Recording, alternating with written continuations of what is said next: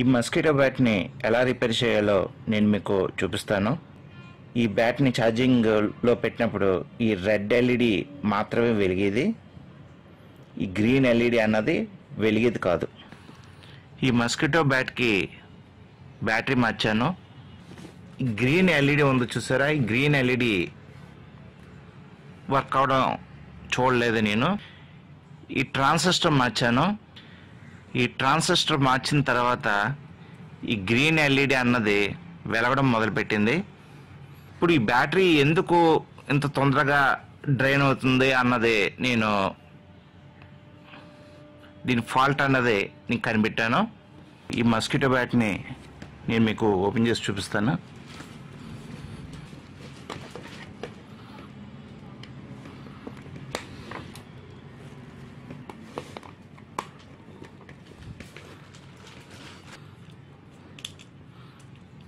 ఇప్పుడు ఇక్కడ స్క్రూస్ కూడా ఓపెన్ చేయాలి.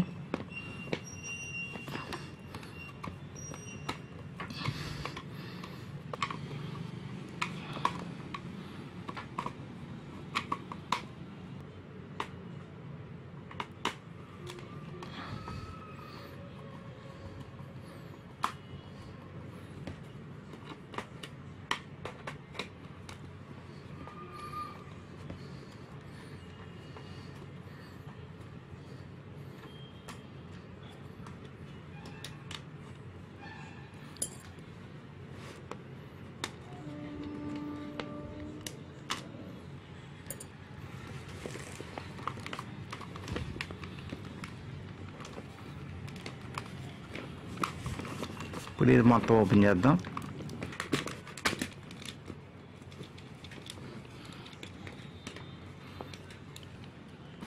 ఇది ఆన్ పుష్ టైప్ స్విచ్, ఇది ఆన్ అండ్ ఆఫ్ కోసం.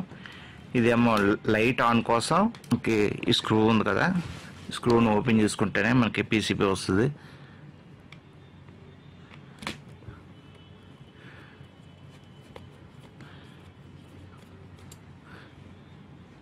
ఈ స్క్రూ కూడా పక్కన పెట్టుకుందాం. స్క్రూ ఉంది చూసారా, ఈ స్క్రూ కూడా ఓపెన్ చేద్దాం.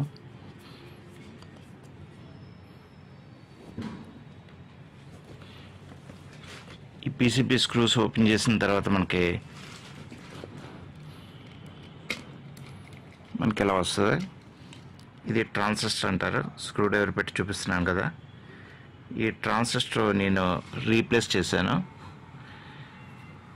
ఈ ట్రాన్సిస్టర్ రీప్లేస్ చేసిన తర్వాత గ్రీన్ ఎల్ఈడి వెలగడం మొదలైంది. బ్యాటరీ 15 మినిట్స్లో డిశ్చార్జ్ అయిపోయేది. అంటే వాడకుండానే ఈ బ్యాటరీ అన్నది డిశ్చార్జ్ అయిపోయేది. ఎందుకు ఇలా అవుతుందా అని కొంచెం మొత్తం అంతా చెక్ చేయగా నాకు ప్రాబ్లం అన్నది దొరికింది. ఈ స్టెప్ అప్ ట్రాన్స్ఫార్మర్, ఈ స్టెప్ అప్ ట్రాన్స్ఫార్మర్లో ఆ ప్రాబ్లం ఉంది. మీకు చెక్ చేసి చూపిస్తాను. ఈ మస్కిటో బ్యాట్ నా దగ్గరికి రిపేర్కి వచ్చినప్పుడు ఈ రెడ్ ఎల్ఈడి మాత్రమే వెలిగేది. ఈ రెడ్ ఎల్ఈడి వెలుగుతుందంటే మనకి ఈ ఛార్జింగ్ సెక్షన్ అంతా ఓకే అని మనం అర్థం చేసుకోవాలి. ఈ మస్కిటో బ్యాట్కి బ్యాటరీ కూడా పోయింది. కొత్త బ్యాటరీ వేసాను. కొత్త బ్యాటరీ వేసి చెక్ చేస్తే ఈ దోమలు చంపే బటన్ ఉంటుంది కదా, ఈ బటన్ ప్రెస్ చేసినప్పుడు గ్రీన్ ఎల్ఈడి అన్నది వెలిగి కాదు. ఈ గ్రీన్ ఎల్ఈడి వెలగలేదంటే మనకి ఇక్కడ ప్రాబ్లం ఉందని అర్థం.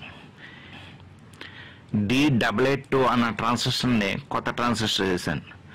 కొత్త ట్రాన్సిస్టర్ వేస్తే గ్రీన్ ఎల్ఈడి వెలగడం మొదలైంది. కానీ 2 ప్రాబ్లమ్స్ ఉన్నాయి. ఏంటంటే అవుట్పుట్ స్పార్క్ వచ్చేది కాదు, చాలా చిన్నది వచ్చేది. అవుట్పుట్ స్పార్క్ అన్నది చాలా చిన్నది వచ్చింది.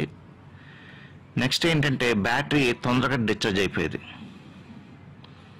బ్యాటరీ 15 మినిట్స్లో బ్యాటరీ మొత్తం డ్రైన్ అయిపోయేది, ఫుల్ డిశ్చార్జ్ అయిపోయేది బ్యాటరీ. ఈ దోమల బ్యాటరీని వాడకుండానే బ్యాటరీ మొత్తం డిశ్చార్జ్ అయిపోయేది 15 మినిట్స్లో. ఏంటి బ్యాటరీ ఇలా డిశ్చార్జ్ అవుతుంది అని చెక్ చేయగా ట్రాన్సిస్టర్ షార్ట్ అయిపోయిందని తెలిసిందన్నమాట. కొత్త ట్రాన్సిస్టర్ వేసాను, అయినా షార్ట్ అయిపోయింది. ట్రాన్సిస్టర్ షార్ట్ అయిపోయిందంటే ప్రాబ్లం ఎక్కడ ఉంటుందంటే స్టెప్ అప్ ట్రాన్స్ఫార్మర్లో ఉంటుంది. స్టెప్ అప్ ట్రాన్స్ఫార్మర్లో ప్రాబ్లం ఉంటేనే ఈ ట్రాన్సిస్టర్ షార్ట్ అయిపోద్ది. ఈ స్టెప్ అప్ ట్రాన్స్ఫార్మర్ని చెక్ చేయగా దాని సెకండరీ వైండింగ్ రెసిస్టెన్స్ 297 ohms ఉంది. సెకండరీ వైండింగ్ రెసిస్టెన్స్ 297 ohms వచ్చింది. సాధారణంగా సెకండరీ వైండింగ్ రెసిస్టెన్స్ 167 ohms కానీ 200 ohms కానీ అలా ఉండొచ్చు. 200కి మించి ఉండకూడదు. కానీ ఇది 297 ohms సెకండరీ వైండింగ్ రెసిస్టెన్స్ చూపిస్తుంది. ప్రాబ్లం ఏంటంటే ఈ స్టెప్ అప్ ట్రాన్స్ఫార్మర్లోనే ఉంది. ఈ స్టెప్ అప్ ట్రాన్స్ఫార్మర్ని రీప్లేస్ చేశాను. రీప్లేస్ చేసిన తర్వాత ఈ ట్రాన్సిస్టర్ను కూడా రీప్లేస్ చేయాలి. ఎందుకంటే ఈ ట్రాన్సిస్టర్ షార్ట్ అయిపోయింది కాబట్టి బ్యాటరీ మనకి తొందరగా 15 minutesలో డ్రైన్ అయిపోయేది. బ్యాటరీ ఫుల్గా డిశ్చార్జ్ అయిపోవడానికి కారణం ఈ ట్రాన్సిస్టర్ షార్ట్ అయింది కాబట్టి మనకి బ్యాటరీ తొందరగా డిశ్చార్జ్ అయిపోయింది. అందుకని మళ్ళీ కొత్తగా D882 ట్రాన్సిస్టర్ని వేసాను. స్టెప్ అప్ ట్రాన్స్ఫార్మర్ మార్చేసి ఈ ట్రాన్సిస్టర్ మార్చాను. మార్చిన తర్వాత ఇప్పుడు సర్క్యూట్ అంతా ఓకే. ఈ స్టెప్ అప్ ట్రాన్స్ఫార్మర్ నేను తీస్తున్నాను. ఈ స్టెప్ అప్ ట్రాన్స్ఫార్మర్ని నేను డీసాల్డింగ్ చేస్తున్నాను.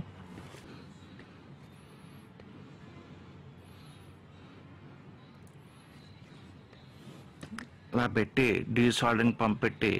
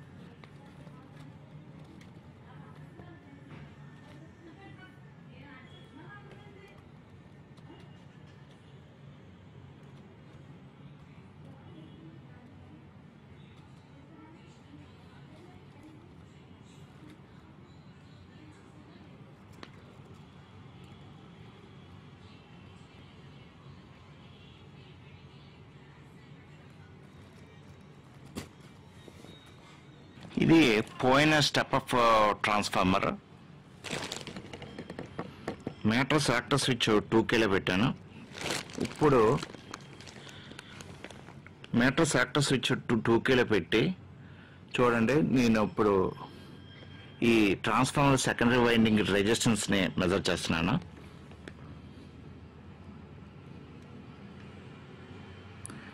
చూసారు కదా, 296 ohms చూపిస్తుంది. ఈ ట్రాన్స్ఫార్మర్ సెకండరీ వైండింగ్ రెసిస్టెన్స్ చూడండి 296 ohms. 296 ohms చూపిస్తుంది సెకండరీ వైండింగ్ రెసిస్టెన్స్. అంటే ఈ ట్రాన్స్ఫార్మర్ హై రెసిస్టెన్స్ చూపిస్తుంది సెకండరీలో. అందుకే మనకి స్పార్క్ అన్నది సరిగ్గా రావట్లేదు.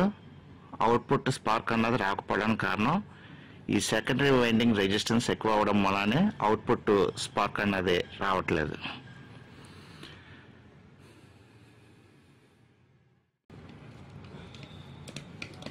ఇప్పుడు ఈ స్క్రూస్ బిగిద్దాం. ఇప్పుడు ఈ స్క్రూ బిగింగ్ చేద్దాం. ఈ స్క్రూ కూడా బిగించేద్దాం.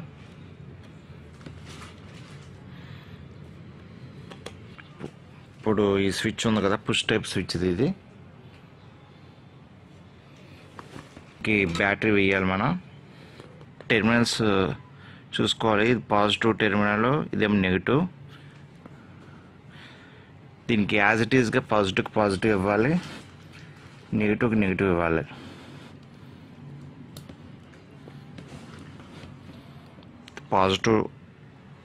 పాజిటివ్ రెడ్ వైర్కి పాజిటివ్ ఇద్దాం,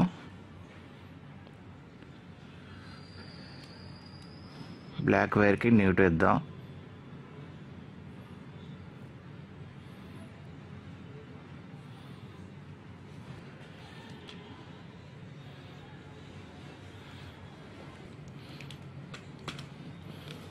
మనం ఎలా వేయించాలి, వేయించిన తర్వాత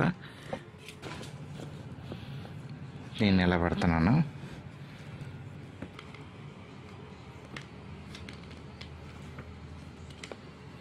వేయించాను. ఇది పవర్ సప్లై వైర్స్ ఇవి.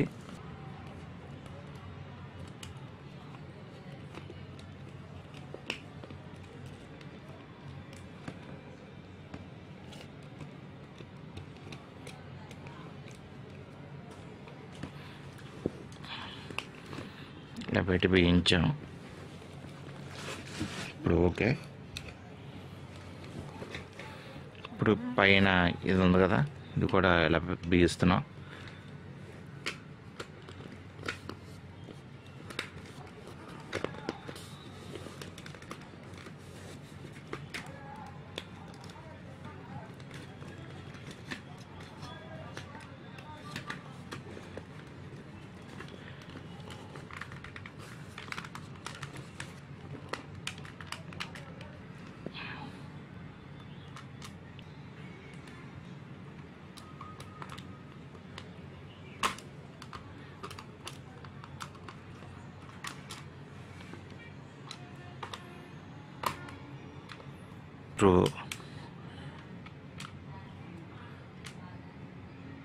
ఇక్కడ ఒక స్క్రూ,